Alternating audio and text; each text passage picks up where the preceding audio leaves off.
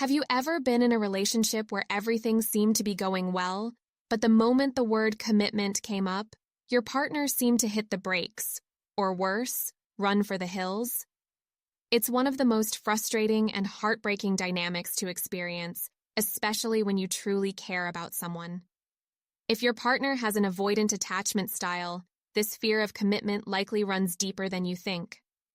Today, we're going to uncover the truth behind why avoidants struggle with commitment and how you can approach this fear without pushing them further away.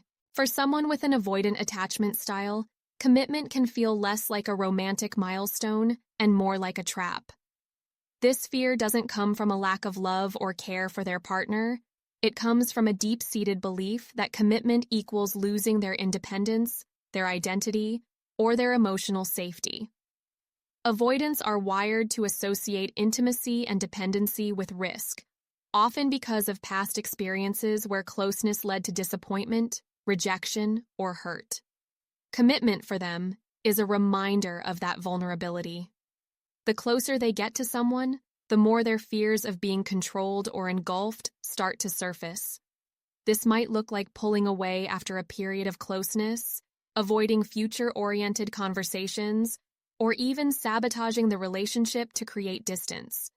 It's not about rejecting you, it's about managing their own emotional survival. The fear of commitment in avoidance is often rooted in the idea that relationships will demand more from them than they can give. They may worry that once they commit, they'll be expected to share every aspect of their life, compromise their independence, or constantly meet their partner's emotional needs. To them, this can feel overwhelming, even suffocating. What they rarely admit, even to themselves, is that this fear is often tied to a deep longing for connection. Avoidants want love and stability, but they're afraid that committing will lead to vulnerability they're not sure they can handle. This inner conflict creates a push-pull dynamic, where they crave closeness but retreat when it feels too real. If you're in a relationship with an avoidant, their fear of commitment can leave you feeling confused, hurt, and even rejected. It might feel like they're keeping you at arm's length, no matter how much love you show or how patient you are. Over time, this dynamic can make you question your worth or wonder if you're asking for too much. It's important to understand that their fear of commitment isn't a reflection of your value or the strength of your connection. Instead, it's a protective mechanism they've developed over time. Recognizing this can help you approach the relationship with more empathy and less self-blame.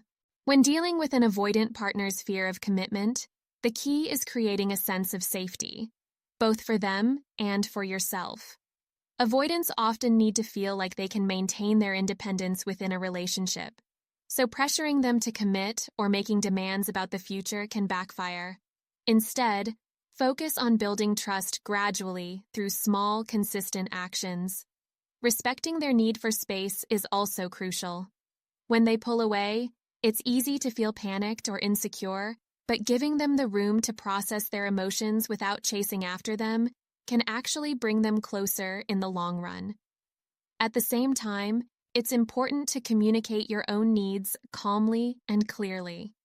Sharing your feelings in a non-confrontational way, such as saying, "I value our relationship and would love to talk about what feels comfortable for both of us," can open the door for dialogue without triggering their defenses.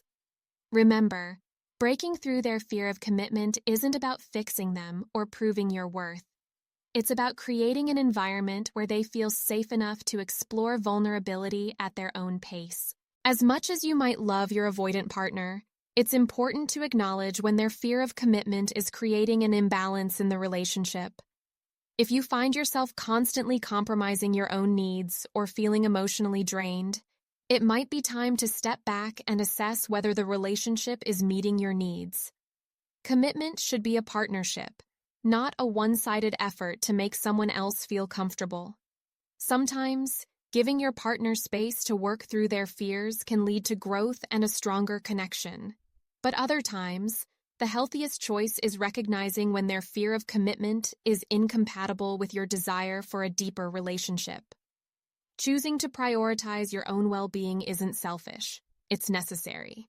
The fear of commitment in avoidance can be challenging to navigate, but it's not insurmountable. By understanding the roots of their fear, approaching the relationship with empathy, and maintaining clear boundaries for yourself, you can create a dynamic that feels safer and more balanced for both of you. Remember, love isn't about forcing someone to change. It's about creating a space where both partners can grow together. If you'd like to dive deeper into understanding attachment styles and how they impact relationships, I've written several books that explore these dynamics and provide practical tools for creating healthier connections. You'll find the links to those in the description below. Thank you for watching. If this video resonated with you, don't forget to like, subscribe to the channel, and share your experiences in the comments. I'd love to hear your thoughts.